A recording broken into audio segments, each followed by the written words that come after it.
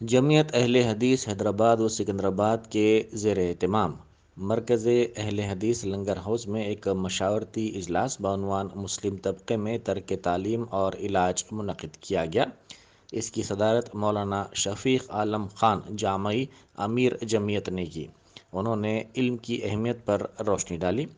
Press conference سے خطاب کرتے ہوئے ڈاکٹر سید آصف عمری ناظم جمعیت نے ترک تعلیم کے اسباب کا جائزہ لیا۔ انہوں نے بتایا کہ جمعیت کے تعلیمی بورڈ کی جانب سے ناخواندہ بستیوں کا سروے کیا جائے گا اور ترک تعلیم کرنے والے طلباء کے والدین سے ملاقاتیں و کونسلنگ کی جائیں گی۔ مساجد میں تعلیمی بیداری پر اجتماعات اور رہنمائی کی جائے گی۔ ترک تعلیم سے بچوں میں بے راہ روی اور جرائم کے واقعات بڑھ گئے ہیں۔ تعلیم کے ساتھ تربیت اور اخلاق کا سدھار بھی ضروری ہے۔ اجلاس میں شریک اسکولز کے انتظامیہ نے مفید مشورے دیے۔ کنوینر جلسہ جناب شفیق الرحمان ارشد نے تعلیمی شعور بیداری مہم کی تفصیلات سے واقف کروایا۔ نگران جلسہ عبدالعالم نائب ناظم نے تمام کا شکریہ ادا کیا۔ السلام علیکم ورحمۃ اللہ وبرکاتہ۔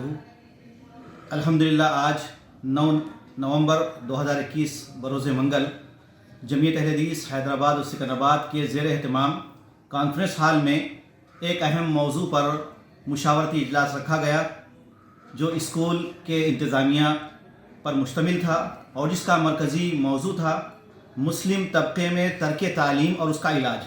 الحمدللہ آج کے اس اجلاس کا آغاز مولانا شفیق عالم خان جامعی حفظہ اللہ امیر جمعیت کی تذکیر سے شروع ہوا اور پھر اس میں علم کی اہمیت اور تعلیم سے دوری کے نقصانات اور اس کی تباہیوں کا جائزہ لیا گیا۔ اور آج کے اسکول میں جتنے اسکول مینجمنٹ کے ذمہ داران شریک رہے وہ الحمدللہ ان کے تجاویز بھی ہمارے سامنے آئی۔ میں اس موقع پر تمام کے علم میں یہ بات لاتے ہوئے تمام ناظرین کو اور تمام احباب کو تمام افراد تک بالخصوص مسلم طبقے سے میری یہ گفتگو ہے کہ آج لگ بھگ 1.5-2 سال سے پینڈیمک جو دور چل رہا ہے اور اس کے بعد لاک ڈاؤن کے بعد جو امت کا بلکہ انسانیت کا نقصان ہوا ہے وہ ناقابل تلافی ہے۔ لیکن سب سے بڑا نقصان تو یہ ہے کہ آج امت مسلمہ کا ایک کثیر طبقہ تعلیم سے دور ہے۔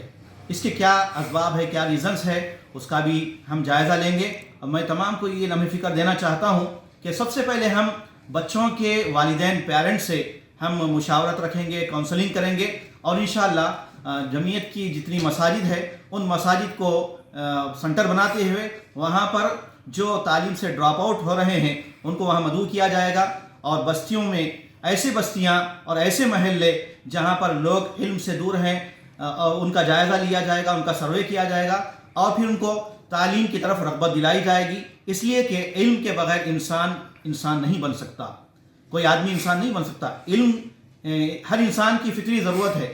اس لیے اسلام میں سب سے پہلے جو وحی نازل ہوئی اللہ کے نبی صلی اللہ علیہ وسلم پر وہ اقرا بسم ربک الذی خلق تھی، یعنی علم حاصل کرنے کی تاکید کی گئی اور وہ علم جو انسان کو حقیقت میں اپنے رب کا جو ہے تعارف کروائے، اپنے خالق اور مالک کی پہچان کروائے، اچھے اور برے میں تمیز کرے، ایک اچھا شہری بنے اور وہ انسانیت کے کام آئے، اپنے والدین کا نام روشن کرے اور پھر اپنے قدموں پر کھڑا ہو۔